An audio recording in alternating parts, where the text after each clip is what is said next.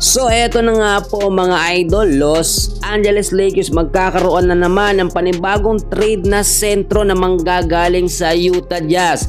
So papalitan na nga ba agad si DeAndre Ayton? Well, alamin natin ang mga detalye, pero bago natin ipagpatuloy, please kahit i-like nyo lang yung video natin bilang pagsuporta.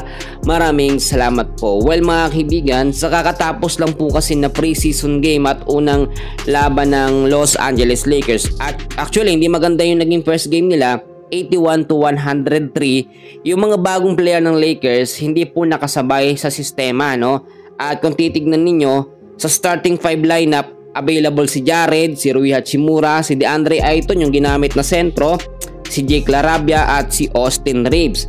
Pero ang pinaka main focus natin dito ay yung performance na pinakita po nitong si DeAndre Ayton, which is nasa kanya ang sentro ng Lakers fans. Ang naitalang score and points po ni Ayton sa loob ng 18 minutes, tingnan nyo mabuti. Sa loob ng 18 minutes of playing time, meron lamang siyang 4 na rebounds, may isang assist, may isang puntos. Ngayon, binabash siya ng mga bashers niya, no? At ang sinasabi, hindi sulit yung pagkuha ng Lakers dito kay DeAndre Ayton. Yung expectation ng mga Lakers fans, hindi niya nakuha.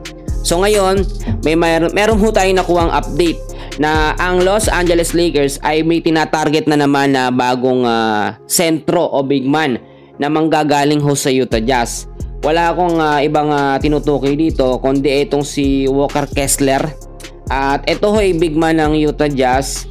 Yung nagiging issue at problema dito, alam nyo, nagbibigay o nag-aas ng malaking premyo o malaking pera eto nga pong Utah Jazz para magkaroon ng trade system na sinasabi dito nga po kay Walker Kessler. Ang sinasabi kasi ng iba o mga sports analyst, magandang itandem si Walker dito nga po kay Austin Reeves.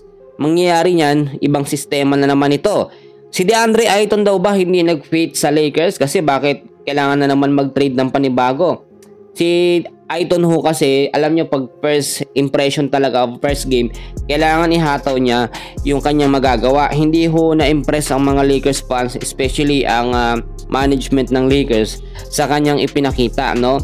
Parang ang nangyayari, yung mga dating big man ng Lakers, ang ganda ng impression, hindi pa nga naglalaro, akala natin magaling talaga. Pero nung nakita nung maglaro kung papaano, nakaka-disappoint. So kahit sabihin natin na pre-season game lamang yung nangyari sa uling laban ng Lakers kontra sa koponan ng Phoenix Suns, dapat maganda ang kanyang pinakita. Pre-season game nga po, no? Dapat magaling, maganda. So sa next game ng Lakers kontra sa koponan ng Dallas Mavericks, inaasahan natin na hindi nagagamitin muna sa starting lineup si Ayton at papalitan muna siya ni Jackson Hayes. Siyempre balik na rin sa starting lineup si Rui Hachimura, kasama po si Luka Doncic, si LeBron James, yan kasama niyan, saka si Austin Reeves.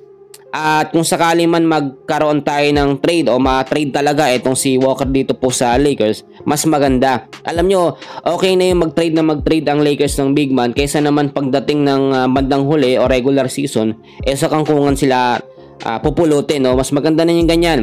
Experimental lineup para lumakas ang Lakers at muling magkampiyon. So ngayon, yan muna ang update natin mga kaibigan. Maraming salamat po.